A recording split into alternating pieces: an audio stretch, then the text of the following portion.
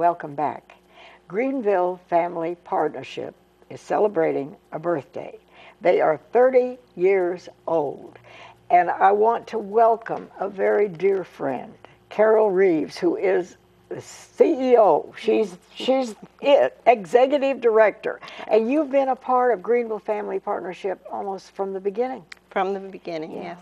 And what I think of Greenville Family Partnership, they reach out to the whole community, but I always think they're there first and foremost to help kids not to drink, not to smoke, not to do drugs, things that will damage them, but to help them live a good life. And thank you for all that you have done and all those people through these years.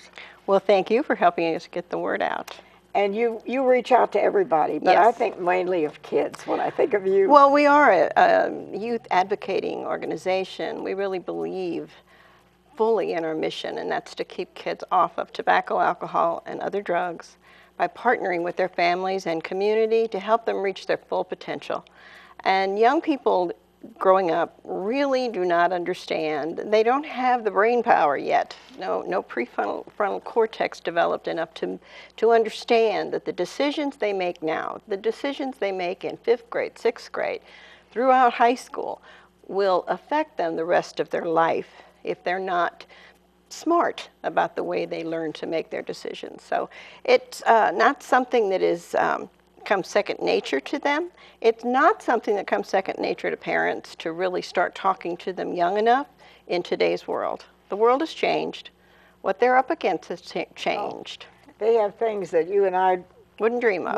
Wouldn't even think about. Well, we didn't know they existed. And it's very difficult when you're young. You want to belong. You want to be. And if all your buddies are picking up the cigarette and stuff, they're very vulnerable. Sure. Children watch what's around them.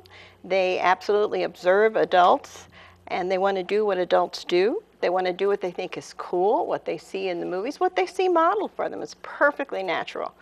And people that want to make money, and people that want to sell products, and people that want future customers, just see these children as someone that they can target market just so professionally and so easily too in this day and age with the kind of technology we have.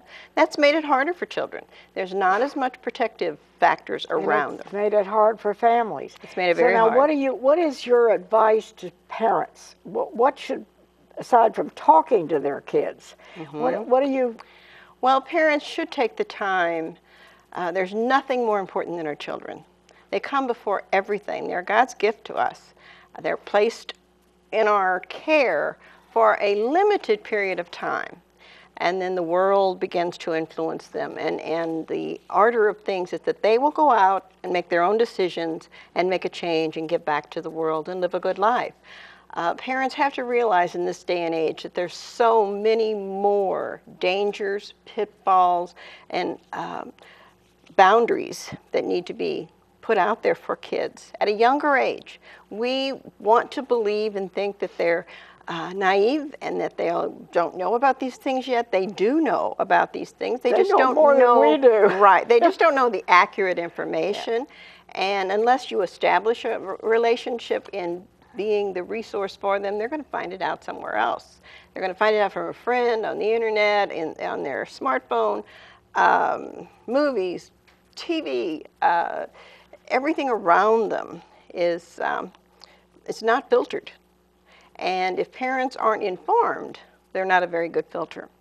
We know about the immediate, obvious dangers like fire, and we don't want them to crash their car, and we don't want them to be electrocuted. We know a lot of safe things, but we don't know. Most adults do not know what they're talking about when they begin to when they get in that field of tobacco, alcohol, drugs. They just think their kids won't know about it and won't do it. They will. They will know about it. They will be exposed to it. They are the target market and the future customers of the tobacco industry, of the alcohol industry. Well, I have no time for the tobacco industry.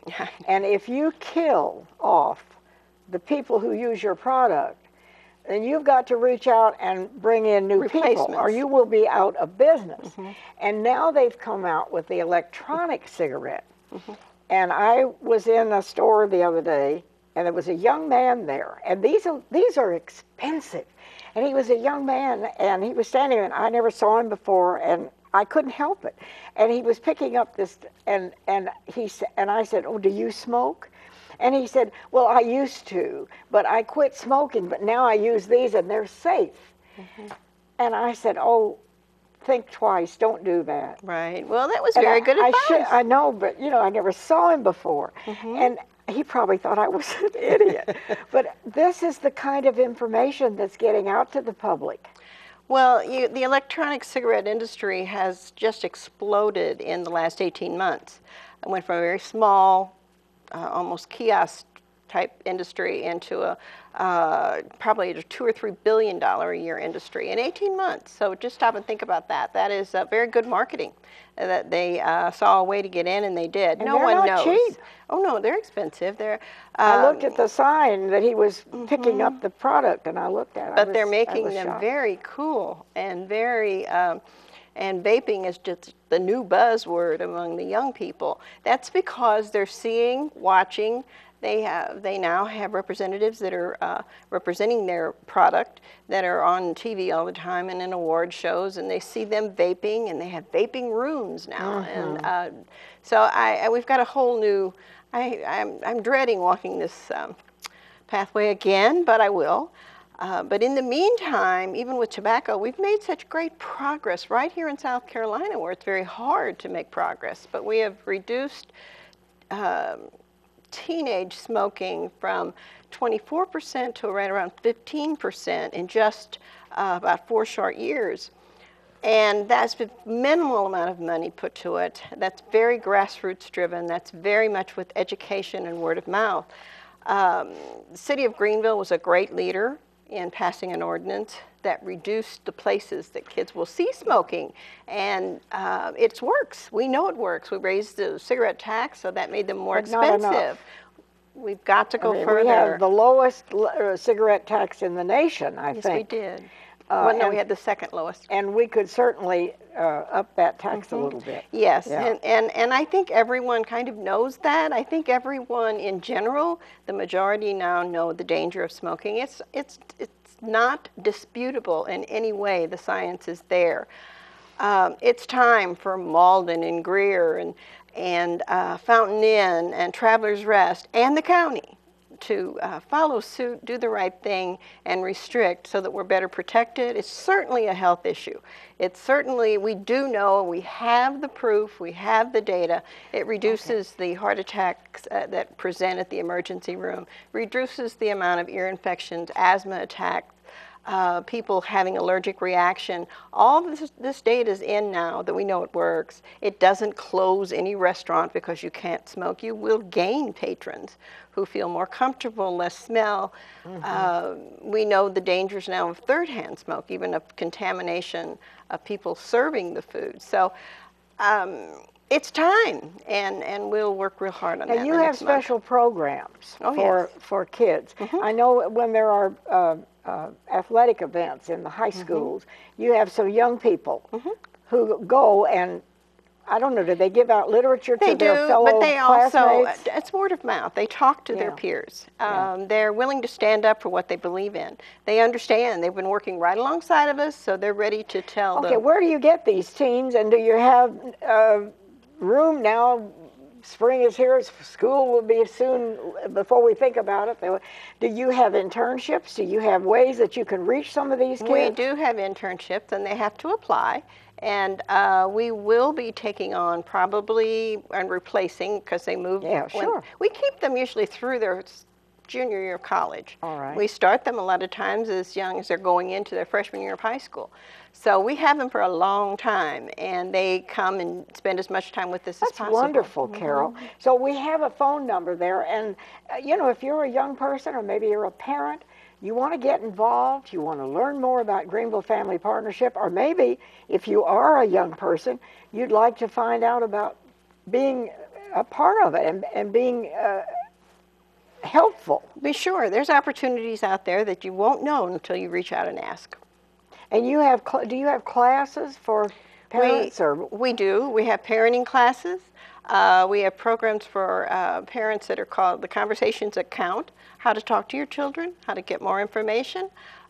We make it as easy for anyone as possible. We have a resource center they can come into. We have education for kids ongoing. We come out and educate. We work with churches. We go into churches and help them educate their staff as well as any of their... Well, do you have some people who would be willing to come and speak to? I mean, sure. So any church. We will go anywhere. Organizations, churches, whatever. So this is valuable information that can change lives and save lives in the long run. Oh, absolutely. And you've done a fabulous job for 30 years. And keep on with the work because it never ends, as you well know. With us, it's really a mission. It's really, for me, it's a calling, and I will be there as long as I can. And these classes and all this information, it's ongoing. And so it's if free. you miss one, there'll be another thing coming up. Right. So it isn't just one time. Right. Right? Yes, is that's that right? absolutely true. It's ongoing over and over and over again. And we are there for a source of information to help one child, one family, one person, or a group. And we have the phone number. I'll keep it here if you didn't get it. And we're almost out of time. Where are you located? 200 Mills Avenue, downtown Greenville. Okay. It's very easy to find. It's right on the corner, a big red sign out front. It says Greenville Family Partnership. Well, we wanted to say a special thank you for all that has happened and a special happy birthday to Greenville Family Partnership. And wherever you are, we wish you happiness and talk to your kids. We'll see you next time.